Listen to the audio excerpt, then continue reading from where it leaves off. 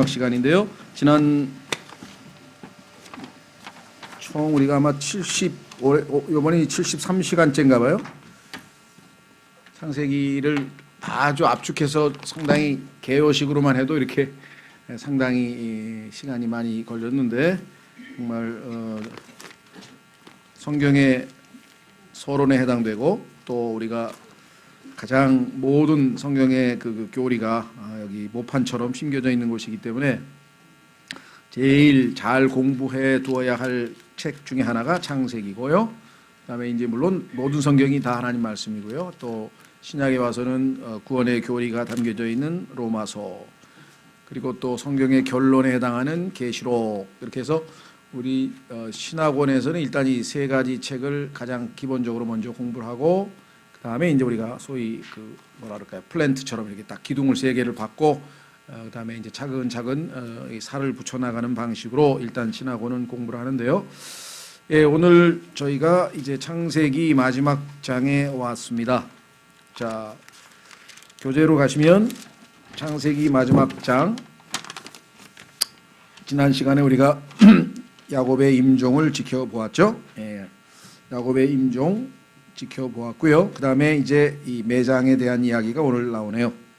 그렇죠? 예, 늘 시작이 있으면 우리 이제 끝이 있는 법인데 오늘 창세기를 마무리 짓고, 아까 말씀드린 것처럼 우리가 이제 참 많은 것을 배웠지만 좀 취약한 실천하는 신앙, 행동하는 신앙, 그래서 다음 주부터는 우리가 믿음으로 살아간 사람들의 삶을 우리가 통해서 공부하고 교훈을 얻고 배우는 그런 시간이 됐으면 좋겠습니다. 자, 첫 번째 1절서부터 6절까지 먼저 보겠습니다. 요셉이 자기 아버지 얼굴에 엎드려 그로 인해 울며 그에게 입을 맞추고, 아버지에 대한 일종의 사랑의 표현이겠죠. 자기의 신하 의사들에게 명령하여 자기 아버지의 몸에 향료를 넣게 하매 의사들이 이스라엘에게 향료를 넣으니라. 이집트의 그 풍습 중에 하나죠. 그를 위하여 40일을 채웠으니 이는 향료를 넣는 사람들의 날수를 이같이 채웠기 때문이더라. 이집트 사람들이 70일 동안 그를 위해 애곡하니라. 그를 위해 애곡하는 날들이 지나매 요셉이 파라오의 집에게 말하여 이르되 이제 내가 너희 눈에 은혜를 입었거든 청하건대 파라오의 귀에 고하여 이르기를 내 아버지가 나로 하여금 맹세하게 하여 이르되 보라 내가 죽으니 너는 내가 가나안 땅에 나를 위해 파둔 내 무덤에 나를 묻으라 하였나이다. 그러므로 이제 원하건대 내가 올라가서 내 아버지를 묻게 하소서. 내가 다시 오리이다 하라 하였더니 파라오가 이르되 내 아버지가 내게 맹세하게 한 대로 올라가서 그를 묻으라 하니라. 그랬습니다. 자, 그러니까 이제 그 소위 말하면 아버지의 장례식과 관련된 이야기가 성경에 나오네요. 그래서 이 슬픔, 가족의 이별의 슬픔에 대한 얘기가 나오고 있습니다. 그다음에 그 향료를 넣어서 아버지의 시신을 보존하는 그러한 이집트의 풍습이면서 야곱에게도 해당하는 명령에도 부합되는 그러한 것이고요. 나중에 결국은 우리도 그리스도인들도 기대하는 바처럼 이 부활할 때에 몸과 혼이 다시 결합이 되어서 미래에 우리가 부활하게 되겠죠. 그러니까 이제 이 신약 성경 자체에서는 그와 같은 교리가 분명하지 않지만 나중에 하나님께서 아브라함의 하나님, 야곱의 하나님, 그다음에 이삭의 하나님, 야곱의 하나님 하면서 하나님은 죽은 자의 하나님이 아니고 산 자의 하나님이시다. 이렇게 하면서 그것이 부활과 연결되어 있음을 우리가 신약 성경에서 다시 한번 확인해 볼 수가 있습니다. 자, 그래서 이제 그 절차가 이제 진행이 됩니다. 구체적으로 이제 가나안으로 아버지의 시신을 옮기는 작업이 지금 7절서부터 기록되어 있습니다. 그래서 아버지가 명하신 대로 순종하고 있는 요셉의 모습을 우리가 보게 되죠. 자, 7절서부터 14절까지가 바로 그 얘기인데요. 요셉이 여기서 이제 우리가 한 가지 그 뭐 영적인 코멘트를 하자면 마지막 그 50장 2절에 보시면 거기에 그 이스라엘이라고 하는 표현이 나오죠. 이스라엘. 그렇죠? 예. 여기 보시면 이스라엘에게 향료를 넣으니라. 마지막 순간에 그래도 우리 이 성장에서 좀 하나님께서 인정받는 하나님이 주신 새로운 이름으로 마지막 순간에 참 완성된 모습을 보이네요. 참 아름다운 모습인 것 같습니다. 야곱이 아닌 이스라엘로서의 삶으로 마무리를 지었습니다. 자, 7절로 가보겠습니다. 7절. 요셉이 자기 아버지를 묻으러 올라가니, 저 가나안이 이제 북쪽이니까요. 파라오의 모든 신하들과 그의 집 장로들과 이집트 땅의 모든 장로들과, 요셉이 총리니까 총리 아버지의 장례식을 치른다고 한번 생각해 보시죠. 그러면 뭐 어마어마하게 또 행렬이 또 있겠죠. 많은 사람들이.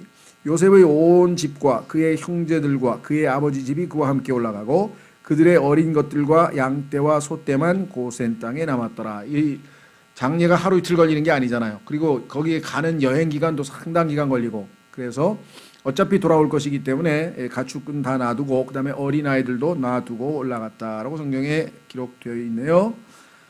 병거들과 기병들이 요셉과 함께 올라갔는데 그것은 심히 큰 무리더라. 권력과 그다음에 또 존경과 이러한 모든 것들을 상징하는 것이 이 결혼식과 장례식이잖아요. 그래서 아주 뭐 왕가의 결혼식 하면 뭐 어마어마하게 화려하고 어마어마하죠. 또 장례식도 마찬가지고. 그래서 여기 지금 야곱의 지위를, 요셉의 지위를 우리가 엿볼 수가 있습니다. 그래서 10절에 그들이 요르단 건너편에 있는 아다스의 타작마당에 이르러 거기서 매우 비통한 애가로 크게 애곡하였으며 요셉이 자기 아버지를 위하여 이래 동안 애곡하였더라. 이때도 아마 다 거기에 그 당시의 풍습에 준해서 했겠죠.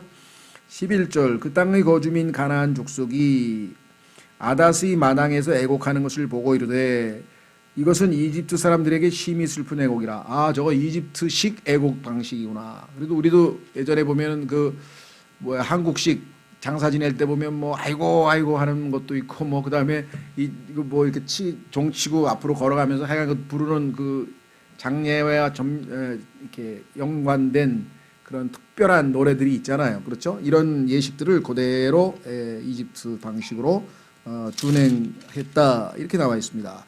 하였으므로 그것의 이름을 아벨 미스라임이라 하였더라. 그것은 요르단 건너편에 있느니라. 자, 여기서 아벨 미스라임이라고 하는 것이 이제 이집트 사람에게 슬픈 애곡이라 이런 말인데요. 성경에 보니까 이 미스라임이라고 하는 말이 이집트에 해당되는 히브리어라는 사실을 우리가 알 수가 있는데요. 자, 한번 확인해 보겠습니다. 창세기 10장으로 가시면 여기에 중요한 단서가 하나 나와요.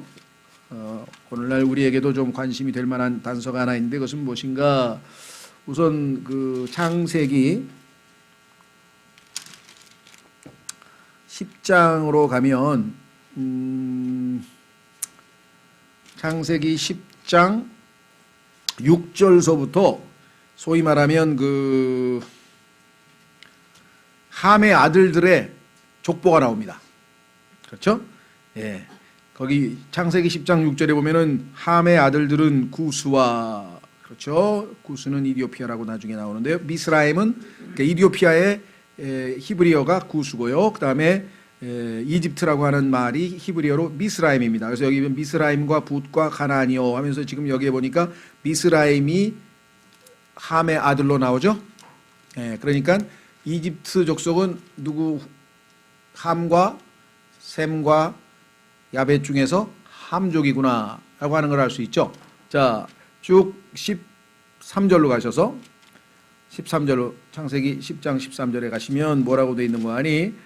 미스라임은, 그러니까 이집트죠. 미스라임은 루딤과 아나밈과 르하빔과 납두힘과 바스루심과 가슬루힘과 갑도림을 낳았는데, 그러니까 함, 그 다음에 2대 중에 미스라임이 있었고 그 3대에 오니까 3대 중에 가슬루힘이 있었는데 그 3대의 가슬루힘에게서 누가 나왔다고요?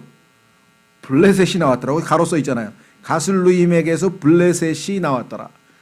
블레셋은 두고 이스라엘과 원수가 되어서 마지막 특히 사사시대에는 삼손이 블레셋 여인과의 문제도 있었고요. 나중에 다윗 시대에도 블레셋 족속하고 계속 전쟁이 있었죠. 사울도 마찬가지고. 오늘날 100% 정확한 건 아닙니다만은 거의 대부분의 학자들이 오늘날 지금 그 팔레스타인 피에로를 포함해서 지금 그 이스라엘과 분쟁을 일으키고 있는 팔레스타인 사람들이 이 블레셋 족속이라고들 이야기를 합니다. 그러니까 사실 성경적으로 치자면 이집트는 성경에서 함의 땅이라고 되어 있어요. 그러니까 이집트가 속해 있는 대륙이 아프리카죠. 그래서 이집트와 그 밑에 있는 아프리카는 하나님께서 함족에게 주신 것이고, 중동 지방 그 지역은 셈족에게 주신 것이고, 또 북쪽은 야벳에게 주셔서 성경에 보면은 사람들이 살 만한 장소를 하나님께서 다 지정해 주셨다고 성경에 써 있습니다. 그러니까 여러분이 자기가 태어난 고향에서 우연히 태어난 게 아니라 하나님께서 다 정해 놓으신 데에서 태어난 것이에요. 한번 확인해 보겠습니다. 사도행전 17장. 사도행전 17장으로 가면 사도 바울의 유명한 마르스 언덕 위에서의 설교 이렇게 되어 있습니다. 보통 개역 성경을 포함해서 일반 성서들에서는 이거를 마르스 언덕 대신에 아레오파고라고 이렇게 이 장소 이름을 다른 식으로 바꿔놨는데요. 성경의 가장 정확한 킹제임 성경에는 마르스 언덕에서의 그 이 사도 바울의 설교가 사도행전 17장에 나옵니다. 사도행전 17장 보시면 16절서부터 이제 그렇죠? 16절서부터 이제 바울이 왜 설교를 할 수밖에 없는 얘기가 나오고, 실제 설교는 22절에 나옵니다. 그때 바울이 마르스의 언덕 한가운데 서서 이르되 너희 아테네 사람들아, 내가 알고 보니 너희가 모든 것에서 지나치게 뭐라 그랬습니까? 미신에 사로잡혀 있도다. 킹제임 성경에만 이렇게 되어 있고요. 나머지 성서들에서는요, 너희는 참으로 종교적인 사람이구나. 종교적인 사람이라게 하는 것은 좋은 뜻으로도 쓰일 수 있고 나쁜 뜻으로 쓰일 수도 있고, 그렇죠. 이 자체만으로 부정적으로 질책한다고 볼 수 없죠. 그런데 너희들은 모든 것에서 지나치게 미신적이구나, 이거면 당연히 이거는 네거티브한 거예요. 질책을 하는 거잖아요. 그러니까 이 구절을 살짝 너희는 참으로 종교적이구나, 이렇게 성경을 뜯어 고쳤어요. 킹제임 성경에만 정확하게 나와 있습니다. 내가 지나다니며 너희가 섬기는 것들을 보다가 알지 못하는 신에게라고 새긴 글이 있는 제단을 발견하였나니. 너무나 신이 많은데 그 많은 신들 중에 이름 하나가 모르는 신도 하나 있어. 우리가 알지 못하는 신. 그래서 바울이 지혜를 내서 그 신에 대해서, 진짜 너희가 모르는 그 신, 왜? 우상들은 알지만 참 하나님은 모르잖아요. 그러니까 그 모르는 신에 대해서 내가 지금부터 알려주겠다 해서 지혜롭게 설교를 풀어나가는 거죠. 그렇죠? 그런즉 너희가 알지 못하고 경배하는 그분을 내가 너희에게 밝히 알려주리라. 참 하나님께서 주신 지혜죠. 너희가 알지 못하는 신이라고 써놨는데 그 신이 누군지 내가 알려줄게 하면서 그 하나님에 대해서 지금 쫙 설명을 하고 있는 와중에 이렇게 나와 있습니다. 뭐라고 했나 보십시오. 세상과 그 안에 모든 것을 만드신 하나님은, 이번 신은 너희가 아는 신들하고 다르다 이거야. 다른 분이다. 거룩한 분이고, 하늘과 땅의 주심으로 손으로 만든 전들에 거하지 아니하시고, 그러니 거기다 세워둘 필요도 없는 신이시다. 또 무엇인가를 필요로 하시는 것처럼 사람들의 손을 통해 경배를 받지 아니하시나니, 영과 진리로만 경배를 받으시는 분이시다. 이는 그분께서 모든 사람에게 생명과 숨과 모든 것을 주시기 때문이라. 또 그분께서 사람들의 모든 민족들을 한 피에서 만드사, 그렇죠? 아담에게서부터 모든 인간의 피가 다 제공됐기 때문에 한 피에서 만들어서요. 우리가 아는 것처럼 의학적으로 그 수혈이 가능한 거죠. 다 동일한 피이기 때문에 온 지면에 거하게 하시고, 여기 나와 있네. 미리 정하신 때와, 그러니까 여러분이 20세기에 태어난 것도 하나님이 정하신 때에 태어난 것이고, 두 번째, 그들을 위한 거주의 경계를 정하셨으니, 사는 장소도 여러분들이 고향이 달래, 여러분 고향이 아니고 하나님께서 거기서 태어나는 게 제일 적합하다고 판단이 돼서 태어나게 해주셨다. 이유가 뭐냐? 이것은 그들이 혹시라도 주를 더듬어 찾다가 발견하면 그분을 구하게 하려 하심이라. 다 적절한 장소에다 배치해서 태어나게 했다. 그것은 하나님을 찾도록 하기 위함이라 이랬죠. 근데 사람들이 제멋대로 이주해서 여기서 해가지고 아시다시피 자꾸 모여서 거주지를 하나님께서 정하신 것을 자꾸 바꿔나가는 바람에 모든 문제가 생겼는데, 결정적인 것은 어디서 생겼는가? 자, 하나님께서 주시고자 하는, 즉 셈족 아브라함의 후손에게 주시고자 하는 그 가나안 땅을 함족인, 즉 이집트 그다음에 그 아래에 아프리카에 거주해야 될 함족 중에서 가나안 족속이라고 불리우는 자들이 선점해서, 이것은 보이지 않는 마귀의 손이 뒤에 숨어 있었겠죠. 마귀가 하나님의 후손이 거해야 될, 즉 예수 그리스도께서 태어나야 할 그 장소를 미리 가서 다 더럽혀 놨어요. 성경에 보면은 이 가나안이 얼마나 더럽혀졌는지 하나님께서 그 안으로 들어가는 즉시로 가나안 족속을 전부 다 멸족시키고 짐승까지 다 죽이도록 한 이유는 바로 이거라. 그죠? 그래서 정말 마귀가 아무리 잔꾀를 부려도 하나님께서는 거기에 대해서 다 대처를 하시는 거죠. 자, 그래서 여기서 이게 지금 블레셋 족속이 여기서 나오는 것이고, 자, 다시 돌아옵니다. 50장으로, 창세기 50장으로. 그래서 미스라임이란 말을 다시 한번 여기서 우리가 확인하고 넘어갔고요. 12절, 창세기 50장 12절. 그의 아들들이 그가 자기들에게 명령한 대로 그에게 행하였으니. 참 이렇게 되면 얼마나 세상이 살기 편할 거예요. 다 효도만 하고 아버지 시키는 대로 착착 하면 좋은데, 곧 그의 아들들이 그를 가나안 땅으로 싣고 가서 마므레 앞 막벨라 밭에 굴에 묻었는데, 이 굴은 아브라함이 헷 족속 에브론의 밭과 함께 사서 소유 매장지로 삼은 곳이더라. 요셉이 자기 아버지를 묻은 뒤에 자기 형제들과 및 자기 아버지를 묻으려고 자기와 함께 올라간 모든 자들과 함께 이집트로 돌아왔더라. 그래서 아버지께서 명하신 대로 완전한 순종을 했죠. 정말 아주 아름다운 모습입니다. 아버지가 시키신 대로 그대로 아버지 뜻대로 장사를 잘 치루었습니다. 교재에서 짧게 요약하겠습니다. 소제목은 완전한 순종인데요. 7절에서 14절까지. 장례식과 파라오의 행동으로 볼 때 야곱은 큰 존경을 받은 것이 분명합니다. 그렇죠? 무려 70일 동안, 40일 동안 염을 하고 70일 동안 애곡을 하고, 그 다음에 그 어마어마한 무리가 가서 장례식 절찬 그 식 자체도 어마어마했겠죠. 이런 모든 것을 봤을 때 물론 이제 총리의 아버지니까 당연히 그렇겠지만 참으로 존경받는 인물이었던 것 같다. 그 지역에 살면서 요셉이 아버지께 한 맹세는 이루어졌으며, 이는 하나님의 약속에 대한 약속에 대해 요셉이 큰 감명을 받았다는 증거입니다. 아버지가 하신 약속을 그대로 마음에 묻고 그것을 단지 아버지의 말씀으로 생각한 것뿐만 아니라 하나님께 대한 약속으로 붙들고 있었던 것.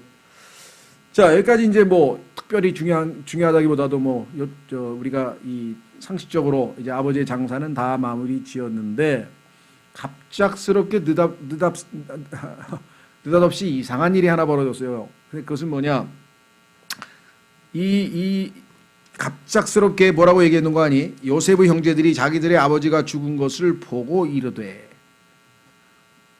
그러니까 이 죄책감이라는 거예요. 얼마나 끈질기냐면, 아버지가 딱 돌아가시고 나니까 혹시 요셉이 이제 아버지 죽었으니까 우리를 옛날에 복수하면 어떡하지? 그 생각이 든 거예요. 그래서 죄 짓고는 못 사는 거예요.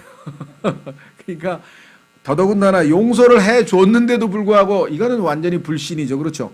우리가 예표적으로 보면은 이 시대에도 오늘날 구원에 대해서 여전히 불안해서 죄 사함 받았다고 하는 확신을 갖지 못하고 자꾸 구원을 잃어버릴지도 모른다. 하나님이 다시 나를 벌 주면 어떡할까, 막 이거에서 시달리는 사람이 우리 주변에 얼마나 많습니까?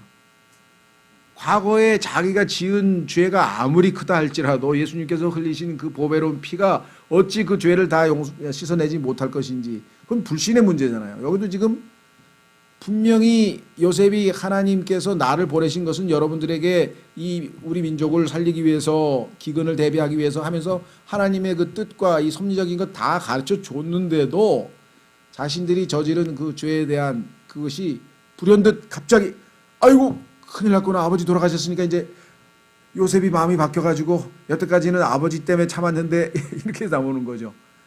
그래서요, 이 끈질긴, 더더군다나 그 두려움 때문에 어떻게 했습니까? 하지도 않은 거짓말까지 또 했어요. 그러니까 두려움은 항상 거짓말을 낳습니다. 그렇죠? 여기 보세요. 뭐라 그랬나? 요셉의 형제들이 자기들의 아버지가 준 것을 보고 이르되 요셉이 혹시 우리를 미워하여 우리가 그에게 행한 모든 악을 반드시 우리에게 갚으리라 하고 벌써 의심을 했어요. 그 다음에 그랬어요. 요셉에게 사자를 보내어 이르되 당신의 아버지가, 자기들의 아버지는 아닌가? 당신의 아버지가 돌아가시기 전에 명령하여 말씀하시기를. 성경 어디에 봐도 이런 명령했다는 얘기 없습니다. 이게 지어낸 거겠죠. 예. 그리고 만약에 야곱이 부탁하려면은 요셉에게 유언할 때 거기서 부탁하면 되지, 뭐하러 형들한테 가서 자기 아들들한테 야 동생한테 가서 이렇게 아버지가 얘기했다고 하라, 그 얘기를 뭐하러 했겠어요. 지어낸 얘기죠. 너희는 이같이 요셉에게 말하라. 내 형들이 내게 악을 행하였은즉 이제 원하건대 내 형들의 범법 곧 그들의 죄를 용서하라 하셨나니. 아니 벌써 용서했는데 뭔 이제 와가지고 또다시 용서하라고. 그렇죠. 예수 그리스도를 믿는 순간에 죄 용서를 받았는데 뭔 중간에 또, 물론 우리가 매일매일의 삶 속에서 지은 하나하나의 죄들은 그거야 뭐 자백을 당연히 해야 되겠죠. 그렇죠? 예. 자, 여기서 뭐라고 얘기했나 보십시오. 이제 원하건대 당신 아버지의 하나님의 종들의 범법을 용서하소서 하며. 참 오래된 이야기인데 이제껏 그러면은 요셉이 한 말을 못 믿었다는 건지, 아니면 아버지가 있을 때는 당연히 용서한 것으로 믿었다가 아버지가 안 계시니까 갑자기 불안해진 건지. 자, 우리 인간의 이 심리 상태가 아주 잘 묘사되어 있네요. 하며 그들이 그에게 말할 때 어떻게 했습니까? 요셉이 어떻게 했어요? 울었더라. 왜 울었을까요? 분명히 하나님의 뜻이었다. 나를 보내신 분은 당신들이 아니고 하나님이셨다. 이게 다 얘기를 했는데도 여전히 믿지 못하고 있는 상태죠. 그러니까 얼마나 참 마음이 무거웠겠어요.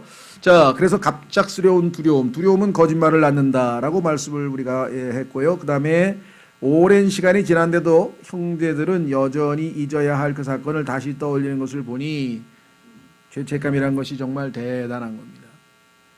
정말 확실한 예수 그리스도의 사랑, 하나님에 대한 사랑이 없으면은요, 이 두려움이 끊임없이 엄습합니다. 자, 요한일서에도 가면요, 사랑만이, 하나님에 대한 사랑을 확신할 때만이 우리가 두려움으로부터 벗어날 수가 있겠죠. 되었습니까? 네. 14절, 요한일서 4장 14절, 요한일서 4장 14절, 아버지께서 아들을 세상의 구원자로 보내신 것을 우리가 보았고, 요한은 목격했죠. 증언하노니 예수님께서 하나님의 아들이심을 시인하는 자가 누구든지 하나님께서 그 안에 거하시고 그도 하나님 안에 거하느니라. 우리를 향해 하나님이 가지고 계신 사랑을 우리가 알았고 또 믿었나니 하나님은 사랑이시므로 사랑 안에 거하는 자는 하나님 안에 거하고 하나님도 그 안에 거하시느니라. 이 점에서 우리의 사랑이 완전하게 되었나니 이것은 우리가 심판날에 담대함을 가지게 하려 함이라. 이는 그분께서 어떠하신 것 같이 우리도 이 세상에서 그러하기 때문이니라. 사랑에는 결코 두려움이 없고 완전한 사랑은 두려움을 내쫓나니 이는 두려움에 고통이 있기 때문이라. 두려워하는 자는 사랑 안에서 완전하게 되지 못하였느니라. 영적으로 성숙하면 하나님의 사랑에 대한 확신이 점점 커져서 하나님에 대한 의심이나 두려움이 전혀 생길 이유가 없는데, 그렇지 않은 사람들은 여기 완전하게 되지 않았다는 얘기는 우리가 여태껏 영적 성숙이 완전함에 이르라 히브리서 6장에서도 여러 번 얘기를 했었죠. 그래서 여기도 지금 하나님에 대한 사랑에 대한 확신이 있는 사람은 하나님에 대한 두려움이 더 이상 있을 필요가 없죠. 그래서 여기 나와 있는 18절에 사랑에는 결코 두려움이 없다. 그래서 완전한 사랑은 두려움을 내쫓나니, 하나님에 대한 사랑을 확신하고 있다면 우리가 두려워할 이유가 전혀 없는데, 이들은 지금 참 두려워하는 모습을 보였습니다. 나약한 모습을 보였죠. 자, 그 다음에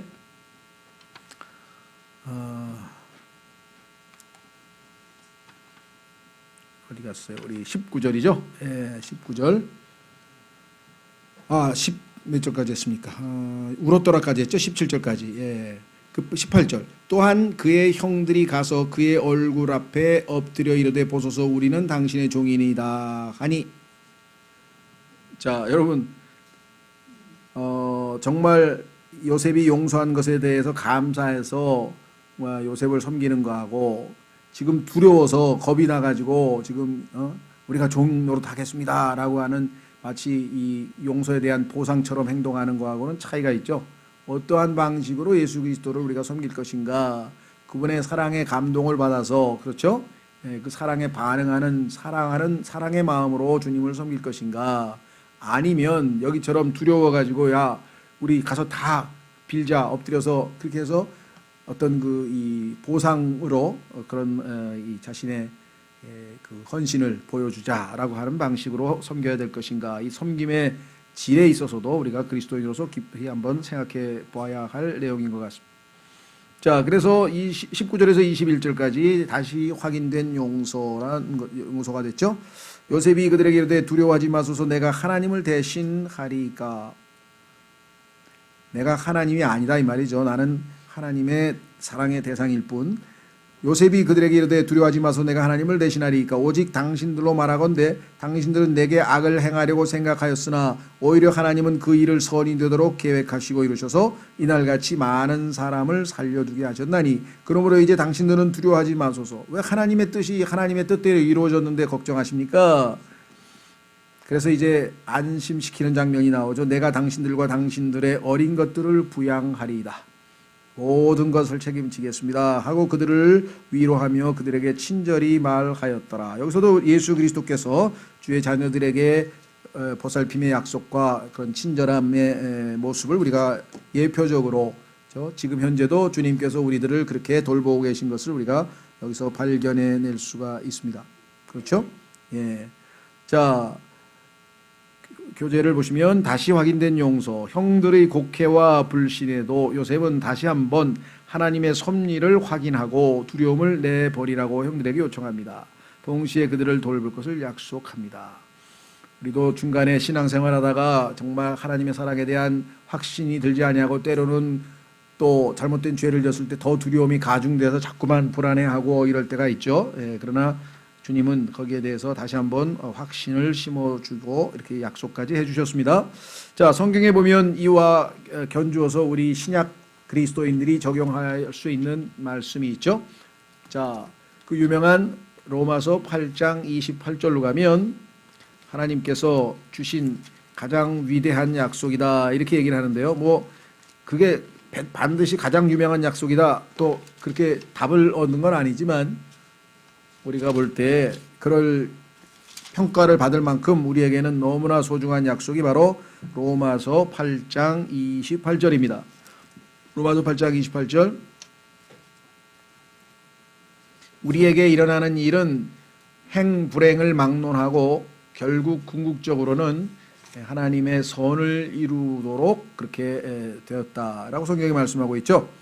로마서 8장 28절. 우리가 알거니와 하나님을 사랑하는 자들 곧 그분의 목적에 따라 부르심을 받은 자들에게는 모든 것이 합력하여 선을 이루느니라. 요셉에게 닥친 불행도 결국은 하나님의 뜻을 이루는 수단으로 쓰여서 하나님께 선한 일이 성취되었죠. 또 구약에서 보면은 시편 76편 10절로 가보겠습니다. 시편 76편 10절에 보면은요 아주 우리가 잘 붙들고 또 우리 삶에서 적용할 수 있는 그러한 성경 구절이 거기에 들어있어요. 시편 76편 10절, 시편 76편 10절. 확실히 사람의 진노가 주를 찬양할 것이요. 사람들이 우리에게 지금 그 요셉의 형들이 요셉에게 지금 진노해서 요셉을 팔았습니다. 화가 났고 또 우리 주변에서도 우리에게 참 그렇게 진노하는 또 우리에게 그 대적하는 그러한 많은 일들이 있지만 그 모든 것들은 궁극적으로 어떻게 되느냐 여기 나와 있습니다. 주를 찬양하는 결과로 나타난다. 요셉의 불행이 하나님의 뜻이 성취되는 것으로 인해서 이집트에서 이스라엘 백성들을 잘 양육하고 아주 민족으로 이루어서 결국은 출애굽을 해서 증인 국가로 하나님께서 홀리네이션 거룩한 민족으로 만드시는 기틀을 세웠듯이 여기도 마찬가지 사람의 진노가 주를 찾아갈 것이요 그 진노에 남은 부분은 주께서 억제하시리라. 얼마나 감사해요. 사람들이 더 이상 이거 봐라 어디 일이 이상하게 돼 간다고 하나님의 손길을 느끼는 순간 더 이상 우리에게를 향해서 진노하거나 우리를 해치거나 할 수 없다라는 것이겠죠. 또 우리에게 적용할 수 있는 구절은 빌립보서 1장 6절입니다. 빌립보서 1장 6절에 가시면 하나님께서 요셉의 꿈을 통해서 하신 그 약속이 결국은 이루어져서 지금 18절에서 형들이 다시 한번 요셉에게 무릎 꿇었죠. 요셉에게 절했죠. 그래서 하나님께서 하시고자 하는 그 하나님의 뜻은 반드시 성취된다. 그 과정에서 우리는 때로는 우리에게 어려운 일이 닥칠 수도 있다. 그러나 그것은 하나님의 뜻을 수행하는 과정의 일부라는 것이죠. 자, 빌립보서 1장 6절. 지금 현재 여러분과 저희가 때로는 처해할 수도 있는 그러한 어렵고 힘든 여건에 우리의 초점을 맞추지 말고 하나님께서 그 모든 과정을 거쳐서 완성할 하나님의 뜻을 우리가 염두에 두면 훨씬 더 신앙생활 하기가 쉽다. 1장 6절 너희 안에서 선한 일을 시작하신 분께서 선한 일은 성경에 보니까 우리가 생각하는 것처럼 굿 하면은 물론 하나님 보시기에 좋은 일은 성경에 다양한 종류가 있지만 그 중에서도 하나님께서 가장 선한 일이라고 한 것은 로마서 8장 28절에 보니까 우리를 예수 그리스도 자신의 아들의 형상으로 만드시는 것이에요. 그래서 하나님께서는 우리 안에 들어오셨죠. 여기 나왔죠. 우리 안에서 선한 일을 시작하신 분께서 예수님께서 우리 안에 들어오셨고 그 예수님께서 우리 안에서 조금씩 하나님의 말씀의 사역을 통해서 형성되어져 간다. 우리 안에서 예수 그리스도가 형성되어져 간다. 그것이 갈라디아서 4장 19절 말씀이죠. 자, 그 일이 하나님께서는 완성 때까지, 즉 우리가 예수 그리스도처럼 될 때까지 한번 보겠습니다. 그러면 여기서 지금 선한 일을 시작하신 것은 예수 그리스도께서 우리 안에 들어오셔서 이제 생명이 잉태됐어요. 우리 안에 지금 예수님의 생명이 있습니다. 그 생명이 이제 점점 자라나죠. 자라나면서 형성되어져 간다라고 하는 표현이 그 왼쪽으로 몇 장 넘기시면 갈라디아서 4장 19절에 써 있습니다. 갈라디아서 4장 19절. 늘 말씀드립니다마는 우리가 결혼한 부부가 아기가 잉태됐을 때 엄마 뱃속에서 처음에는 그저 잉태된 그런 이 하나의 생명뿐이죠. 그런데 조금씩 시간이 지나면서 형태를 갖추기 시작해서 몇 달쯤 되면 정말 뚜렷하게 여러 가지 형태를 갖추죠. 그래서 모르겠습니다. 어느 부분서부터 신체 어느 기관서부터 먼저 생기는지는 내가 의학적으로 잘 모르지만 하여간 조금씩 생겨서 점점 사람 형태를 뛰어가서 9개월쯤 되니까 완전히 한 사람의 모습을 갖추게 되는 것처럼 우리 안에 들어오신 예수 그리스도도 초반에는 아주 그렇죠. 아기가 정말 생명은 있는데 아주 희미하게 그렇죠. 한 것처럼 우리 안에 계신 그리스도가 그렇게 뚜렷하게 형성되어 있지 않지만 점점 말씀의 사역을 통해서 우리가 우리 안에서 그리스도를 닮아가는 과정 가운데 우리 안에 계신 그리스도는 형성되어져 간다라고 써 있습니다. 갈라디아서 4장 19절 나의 어린 자녀들아 너희 속에 그리스도께서 형성되실 때까지 형태를 완전히 갖추실 때까지 어린아이는 9개월 걸린다 그랬습니다. 근데 우리는 모르겠어요. 몇십 년이나 걸릴지 모르겠는데 내가 다시 너희를 위해 해산하는 수고를 겪노라. 자, 그러면 신앙생활 40년 했는데 아무리 봐도 예수님의 형상이 별로 안 보이는 것 같은데 라고 생각할지 모르지만 그건 우리 생각이고요. 어느 한순간에 이 번데기가 계속 번데기로 머물러 있는 것 같지만 어느 한순간에 허물을 탁 벗는 순간에 그냥 나비가 돼서 올라가는 거예요. 그렇죠. 자연현상에도 보면은 이거 언제 이 번데기를 언제 이게 나비가 될까 싶지만 뭔가 허물을 조금씩 벗다가 나중에 막판에 딱 벗는 순간에는 바로 나비가 돼서 날아가듯이 우리도 홀연히 예수 그리스도처럼 변화된다라고 성경에 써 있습니다. 자, 요한일서 3장에 가보세요. 이것이 여러분과 저의 소망이에요. 아, 내가 지금 내 안에 그리스도께서 모르겠어요. 뭐 10%가 형성됐는지 20%가 형성됐는지 내가 어떻게 알겠어요? 하나님은 아시겠죠. 마치 인간도 알잖아요. 의사들은. 우리는 모르는데 의사는 초음파를 해가지고 지금 뭐 3개월 됐는데 조금 뭐가 보이네요. 뭐 심장이 생겼네요. 뭐 발이 보이네요. 뭐 하면서 이제 그 사진 찍어서 보여주잖아요. 그렇죠? 뭐 우리는 지금 영적 사진을 찍을 수가 없으니까 이제 하나님께서 우리를 보시면 지금 어느 정도까지 그리스도께서 우리 안에 형성되어 있는지는 모르지만 주님은 지금 꾸준히 작업을 진행시켜 가고 있습니다. 그래서 형성을 지어 가서 마지막 어느 순간에 예수님처럼 우리가 똑같이 되느냐. 마치 번데기가 나비가 되어서 홀연히 트랜스포메이션 변화되듯이 마지막 순간에 여러분과 제가 변화된다라고 얘기했죠. 우리가 홀연히 영광스러운 몸으로 변화된다고 빌립보서 3장에 써 있고 고린도전서 3장에 써 있잖아요. 그렇죠? 그걸 다 읽지는 않겠습니다만은 그 결과가 뭐냐? 우리가 예수님처럼 된다. 그렇죠? 거기 있습니다. 요한일서 3장 3절. 얼마나 우리가 2절, 3장 2절이네요. 우선 1절부터 보십시오. 요한일서 3장 1절 보라 할 때는 진짜 봐야 됩니다. 주목하라는 뜻입니다. 앞사람 등을 보라는 소리가 아니고요. 보라 하면은 하나님 말씀에 주목하라 이 말이에요. 주목하라.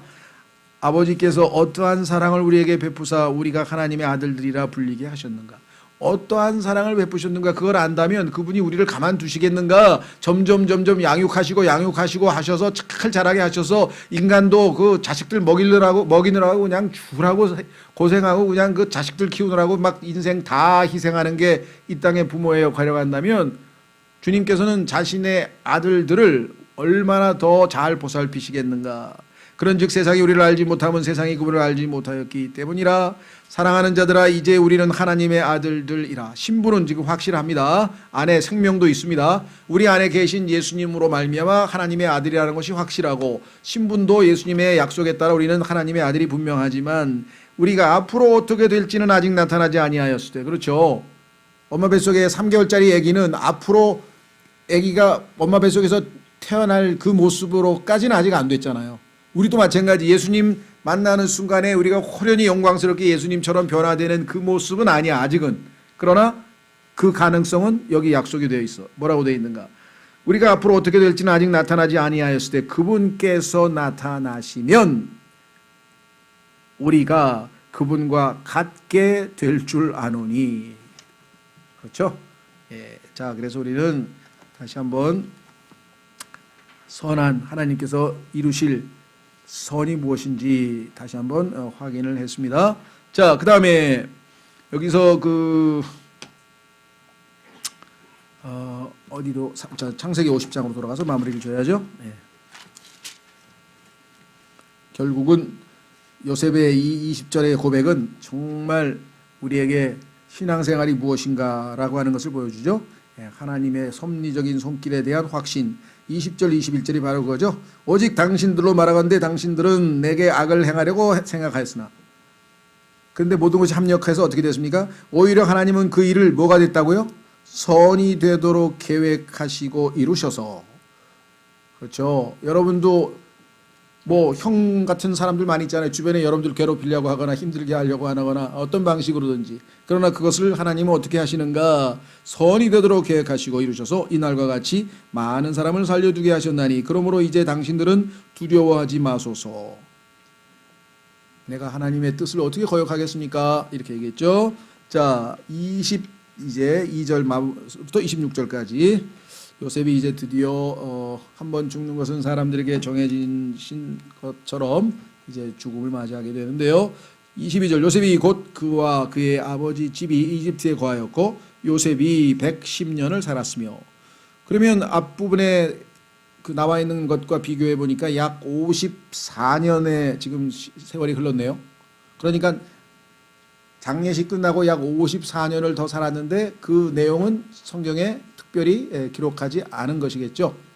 그러니까 우리가 볼 때 일상 54년간의 우리의 이 매일매일의 일상이 이렇게 반복되어 가듯이 요셉도 총리로서의 역할을 충분히 하면서 살았을 텐데 마지막 순간까지 아버지가 한 약속을 붙들고, 즉 하나님의 약속을 붙들고 믿음을 잃지 않은, 이게 이제 상당히 중요합니다. 그렇죠?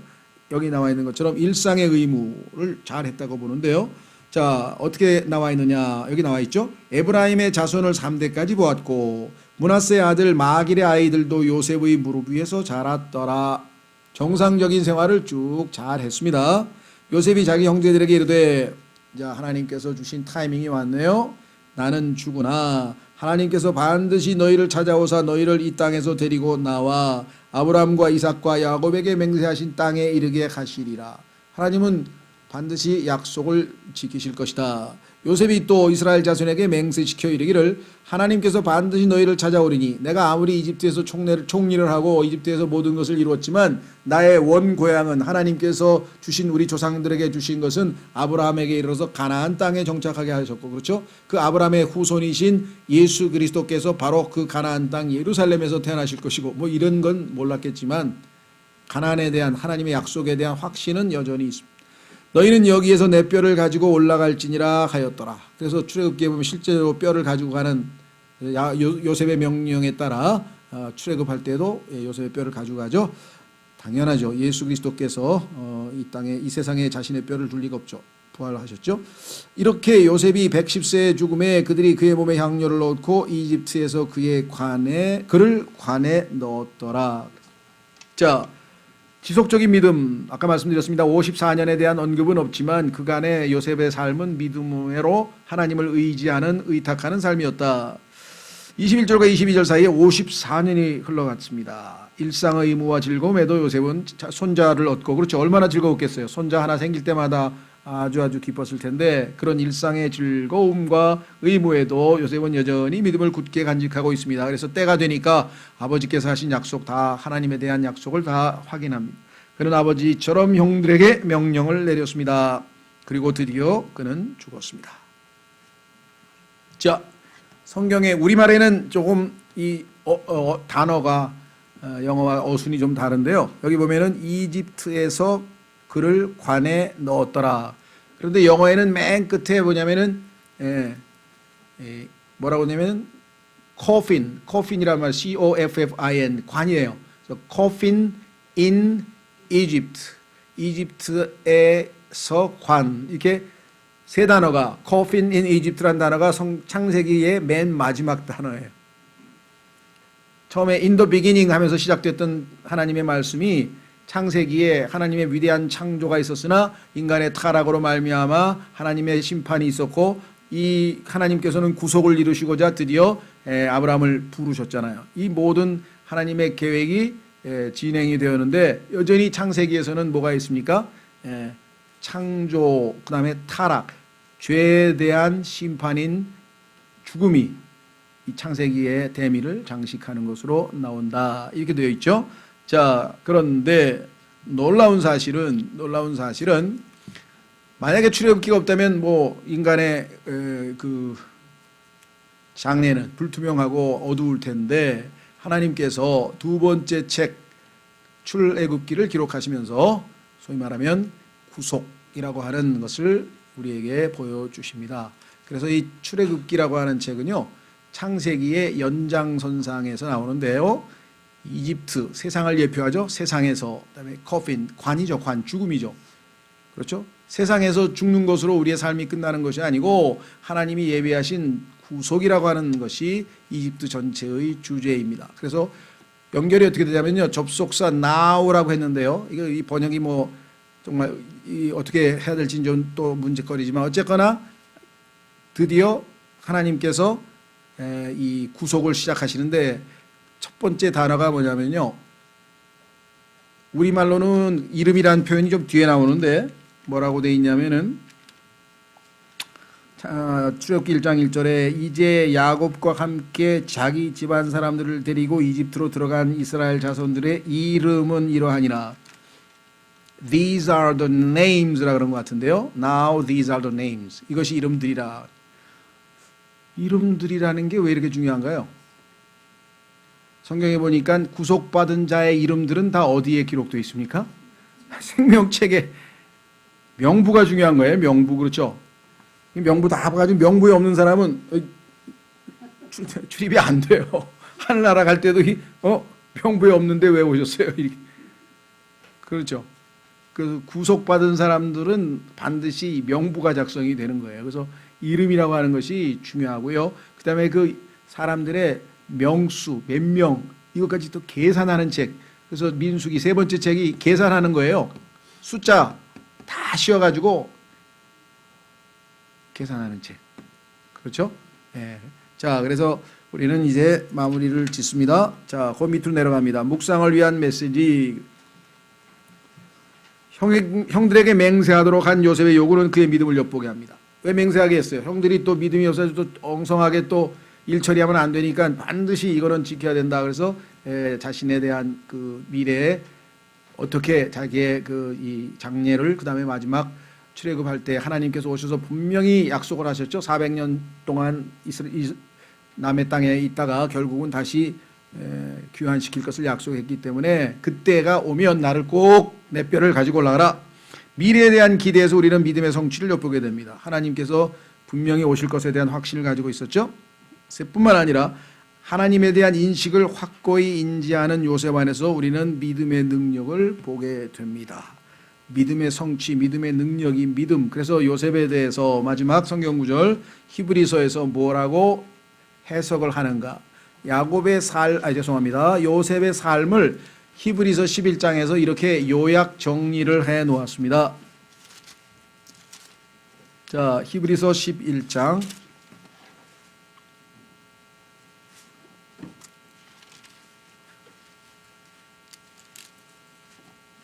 히브리서 11장의 22절. 히브리서 11장 22절에 이렇게 되어 있습니다. 아까 우리가 49장 끝부분에도 나와 있네. 그거는 이제 야곱에 대한 건데요. 21절 보시면 믿음으로 야곱은 죽을 때에 요셉의 아들들을 축복하고 자기 지팡이 머리에 의지하여 경배하였으며. 자, 이번에는 마지막이죠. 요셉은 어떻게 했는가? 믿음으로 요셉은 죽으면서 이스라엘 자손들이 떠날 것에 대하여 말하고, 이것은 하나님의 약속을 믿었다는 증거다 이 말이죠. 그래서 자기 뼈들에 관해 명령을 주었느니라. 하나님이 오시면 너희들 출애굽할 때 꼭 내 뼈를 가지고 가라 이렇게 얘기한 것은 단순한 무슨 자기의 미래에 대해서 그냥 부탁한 게 아니라 하나님의 약속이 성취될 것이라고 하는 확고한 믿음을 가지고 있었음을 보여준다. 그렇죠? 예, 그러지 않고 그렇게 형들에게 얘기했을 리가 없다라고 하는 사실입니다. 예, 그래서 우리는 이제 창세기를 마쳤고요. 다음 시간에는 말씀드린 것처럼 기회가 되면 뭐 출애굽서부터 또 가나안까지 지난번에 한번 쭉 정리를 하려고 했는데 시간이 너무 많이 걸릴 것 같아요. 그래서 우선적으로 하나님께서 히브리서 11장에다가 얼마나 감사해요. 그렇죠? 창세기부터 계시록까지 탁 있는데 이 성경 전체를 아울러서 하나님께서 믿음으로 산 사람들을 하나씩 이름을 불러가면서 명단을 했어요. 그래서 그 전에 믿음의 정의, 믿음으로 산다는 게 뭐냐, 믿음이라고 하는 것이 무엇인지 11장에서 정의를 내렸습니다. 믿음이란 이런 것이다. 그래서 이제 우리는 믿음으로 살아야 된다. 의인은 믿음으로 살지라.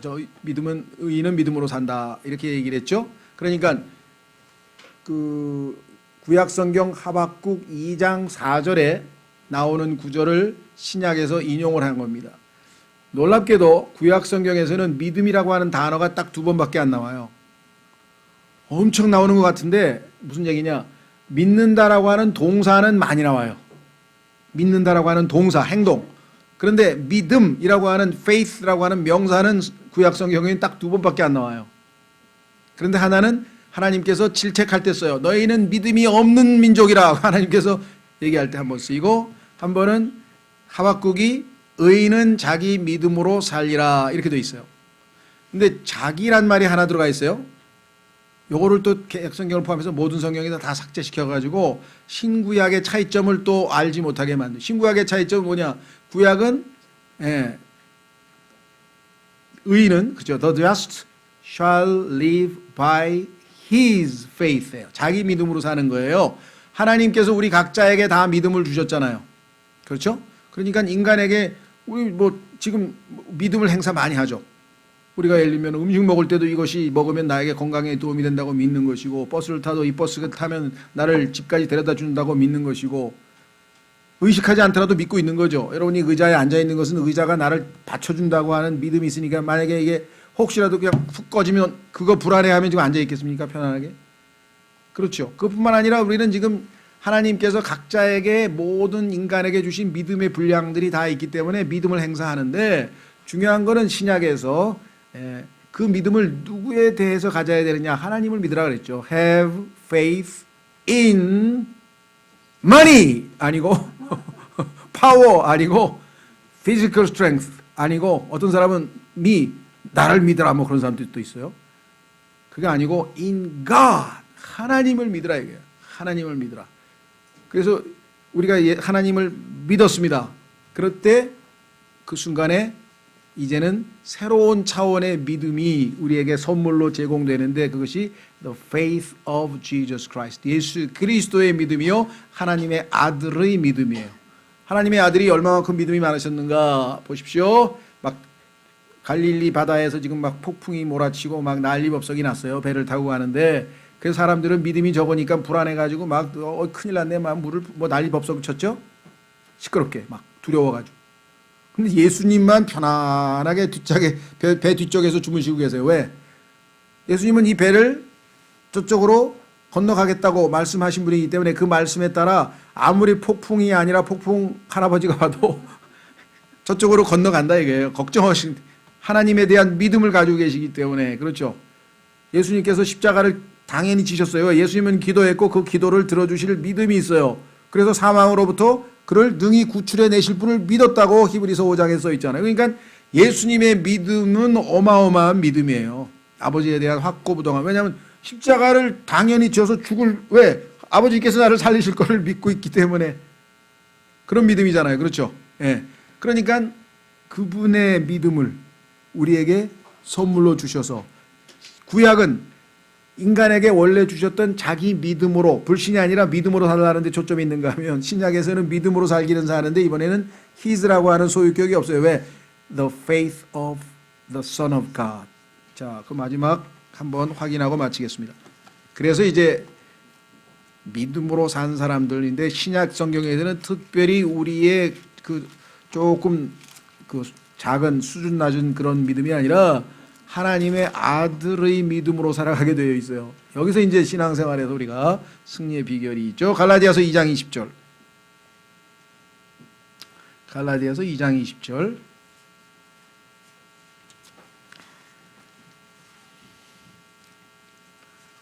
내가 그리스도와 함께 십자가에 못 박혀 있으나 그럼에도 불구하고 사노라. 그러나 내가 아니요 그리스도께서 내 안에 사시느니라. 그리스도께서 내 안에 사시니까 그리스도의 믿음이 있잖아요. 그래서 어떻게 됐습니까? 나는 지금 내가 육체 안에서 사는 삶을 나를 사랑하사 나를 위해 자신을 주신 하나님의 아들의 믿음으로 사노라. 아들께서 나에게 제공하시는 그 믿음이지, 내가 가지고 있었던 그 작은 분량의 믿음, 사랑도 마찬가지. 하나님께서 내 안에 넓게 부어주신 그 사랑으로 사랑하라는 얘기지, 우리가 인간으로서, 그렇죠, 부모님을 향한 사랑도 있고 친구를 향한 사랑도 있고 그런 사랑이 없는 건 아니에요. 이 세상 사람들도 사랑 많이 하고 살잖아요. 그리고 얼마나 사랑 노래를 많이 불러요. 그러나 그 사랑 가지고는 하나님이 기대하시는 만큼의 사랑이 될 수가 없죠. 그래서 하나님의 사랑을 우리 안에 넓게 부어주셨기 때문에 그 사랑으로 이제 사랑하라는 얘기가 되겠죠. 그렇죠? 네, 그래서 믿음도 마찬가지.